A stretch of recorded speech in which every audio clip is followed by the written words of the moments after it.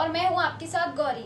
आइए शुरुआत करते हैं देश भर की सभी छोटी बड़ी खबरों के साथ। ऑस्ट्रेलिया और भारत के संयुक्त सहयोग से बुलंदशहर में बनेगी digital agriculture lab. Digital agriculture lab में रोग, इंसेक्ट और पेस्ट का पता लगाने के लिए फसल की होगी स्कैनिंग से फसल की बीमारी, इंसेक्ट और पेस्ट का निदान कराएंगे एग्रीकल्चर डिजिटल लैब। ऑस्ट्रेलिया के वैज्ञानिक मैक ने जिला पंचायत सभागार में एग्रीकल्चर डिजिटल लैब का डिमॉन्स्ट्रेशन किया। 2500 बीएससी एग्रीकल्चर प्रोफेशनल्स को भी लैब में मिलेगा रोजगार। जिला पंचायत बुलंदशहर 110 करोड़ की लागत से बनाएंगी agriculture digital lab. Ma'am, digital farming ये किस तरह का कंसेप्ट है और भारतीय परिवेश में ये किस तरह किसानों के लाभकारी साबित होगा? जो ये डिजिटल एग्रीकल्चर हमने अभी प्रोजेक्ट दिखाया है पूरा, इसमें ये कोई टेक्नोलॉजीज़ हैं जो ऑस्ट्रेलिया में अभी चल रही है कि जो हमारा जब हम अपने खेतों में कोई पेड़ उगाते हैं या फसल उगाते हैं और उसमें कोई कीड़ा लग जाता है तो वो हमें जब वो उग जाती है तब पता चलता है। लेकिन इस टेक्नोलॉजी के माध्यम से जिस तरह से हमारी बॉडी किसी स्कैन से गुजरती है, या तो हम उसे चिकित्सक भाषा में MRI बोलें या CT स्कैन बोलें, उसी तरह से ये जो लैब है ये स्कैन करेगी हमारी फसल को, उसके पत्तों को, जिससे ये पता चलेगा कि उसके अंदर किस तरह की कोई बीमारी है, कोई इन्फेक्शन है, किस तरह की ये चीज़ें उसमें चल रही हैं, और पता लगने के बाद उसमें क्या उपचार किया जा सकता है और क्या उस उपचार के बाद वो उस योग्य है कि उसको उगाया जाए उपचार के बाद, या फिर उसके पूरे के पूरे बैच को बदल के दूसरा बैच लगाया जाए। किसी फसल को मिसाल के तौर पर मान लीजिए कोई कीट लग गया है, कोई बीमारी उससे लग गई है, तो किस तरह का सिलेक्शन आप करेंगे कि वो लैब में आए? पूरी फसल को लाना पड़ेगा, एक दो उसके बैचेस को उठाना पड़ेगा?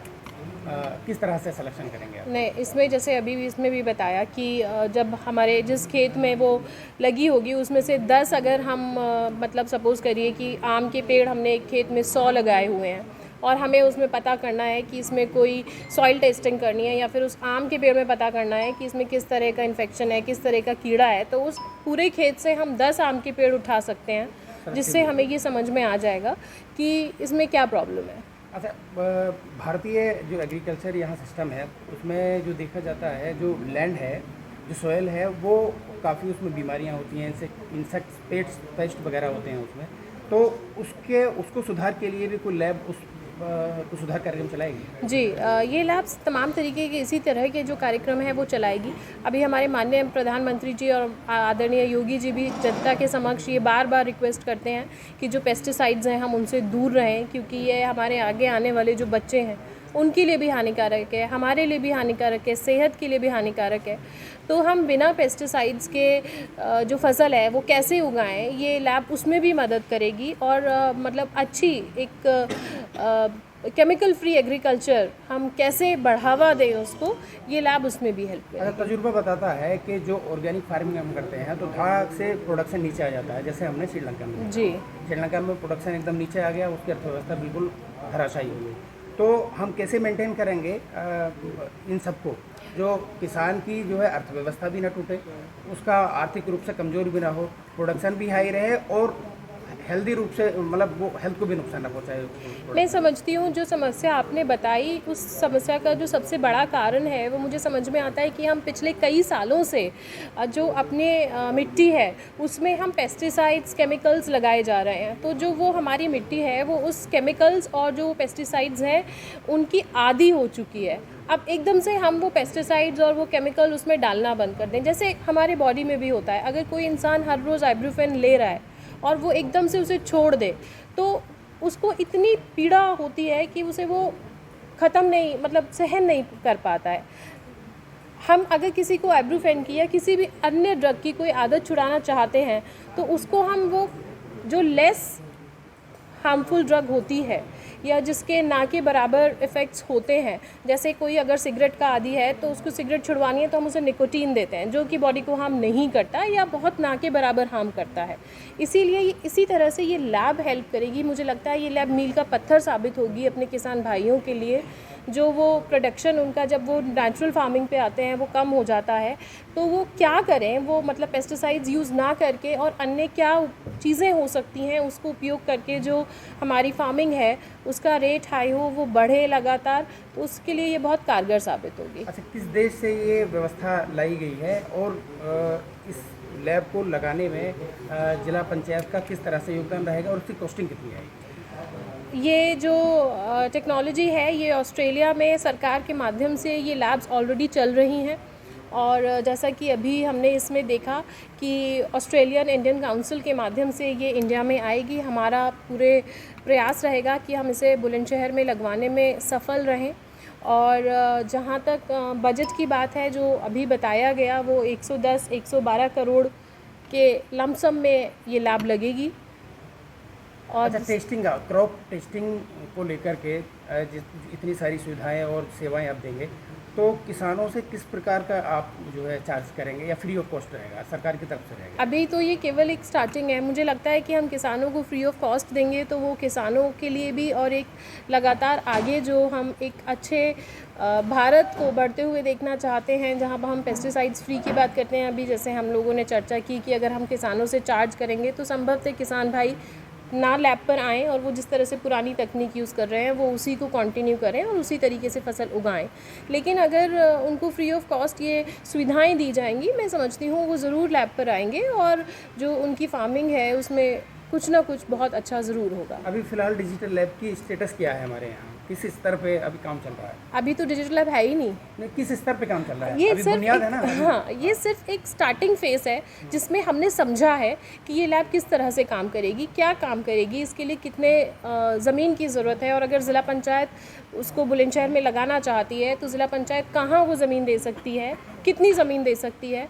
तो अभी जस्ट इट्स अ फ्रेमवर्क। ठीक है। बुलंदशहर में डिजिटल एग्रीकल्चर लैब खुलने की बात कही जा रही है, ये किस तरह से बुलंदशहर के किसान या उत्तर प्रदेश के किसानों के लिए लाभकारी होगी और इसका कंसेप्ट क्या है?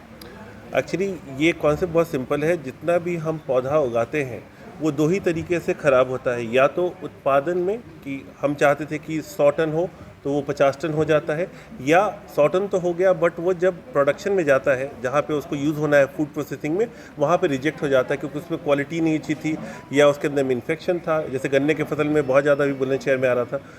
उसको ये दोनों स्तर पे रोकती है। एक कि आपको जब पौधा बनता है उसके पहले ही बता देगा उसके लीव्स को टेस्ट करके कि उसके अंदर में कोई इन्फेक्शन है या नहीं है, और दूसरा हेल्थ ऑफ द प्लांट कैसा है, मतलब पौधे का हेल्थ कैसा है। ये दोनों चीज़ें अगर आपको उसी वक्त पता चल जाए जब पौधे को आपने ज़मीन में नहीं डाला है, तो आप उसको या तो दवाइयों की मदद से या तो पूरा का पूरा बैच बदल के, दोनों में से कुछ जो भी ज़्यादा उपयुक्त है वो करके आप किसानों की जो मेहनत है 6 महीने से 1 साल की, उसको बचाते हैं। वो जो बचत है समय की और आर्थिक बचत है, उससे किसान ज़्यादा मजबूत हो जाता है। दूसरी चीज़, ये लैब एक बड़ा काम ये करती है कि जब ये सारी चीज़ें हम इकट्ठी कर रहे हैं तो एक डेटा जनरेट करती है जो हमें बताता है कि भारत में हमारे किस तरह की ज़मीन में किस तरीके के पौधे को हम अगर ग्रो करें तो वो ज़्यादा अच्छा करेगा बनिस्बत जो हम करते आए पिछले 100 सालों से। तो ये हमें हेल्प करता है नए प्लांट सिलेक्शन में भी, कि हम अगर कहीं पे सिर्फ गन्ने की खेती करते आ रहे हो पिछले 50 साल से, बट अब ज़मीन में उतनी ताकत नहीं है, तो हम क्या डेवलप करें, क्या ग्रो करें, कितने साल तक वो पौधा क्या होगा और वो कितना हमें रिटर्न दे जाएगा, कितने प्रोडक्टिविटी दे जाएगा, वो भी ये लैब बताएगी। वैज्ञानिक रूप से अगर किसानों की बात की जाए तो बहुत ज़्यादा जानकारी नहीं रखते हैं किसान वैज्ञानिक रूप से। वैसे नॉर्मल जो जानकारियाँ हैं वो किसानों को रहती हैं कि क्या बोना है, क्या काटना है, कब काटना है, सारी चीज़ें रहती हैं। लेकिन वैज्ञानिक रूप से आप चूँकि सारी आपकी चेकिंग और सारी टेस्टिंग वैज्ञानिक आधार पर हैं, तो ये किस तरह से उनको समझाएंगे आप?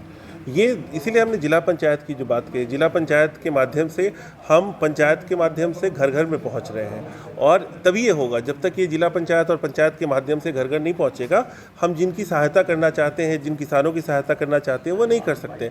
इसीलिए ये पूरी की पूरी योजना जो है वो एक नीतिबद्ध चलेगी, जहाँ पे जितने भी किसान भाई हमारे हैं, जो लोग जिस तरह की किसानी करते हैं, उनका हम डेटा ले रहे हैं जो जिला पंचायत से हमें मुहैया कराया जाएगा, और हम उस डेटा के बेस पे उनके लिए एक सोल्यूशन तैयार करेंगे, समाधान तैयार करके उनको बताएंगे कि आपका इतने हेक्टेयर में आपने ये खेतियाँ अभी तक की है, इसकी इस तरह की फसल रही है, आप हमें जब पौध शुरू होती है उसके पहले हमारे लैब में आप इसको भेजो, और ये सारी चीज़ें आपको हम करके देने वाले, जिसमें कि पौधे की टेस्टिंग है, पौधे का प्रोडक्टिविटी इंडेक्स है, मतलब वो कितना उत्पाद करेगा, और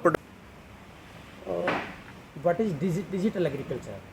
Digital agriculture is now Australia's best defence for food security in the country.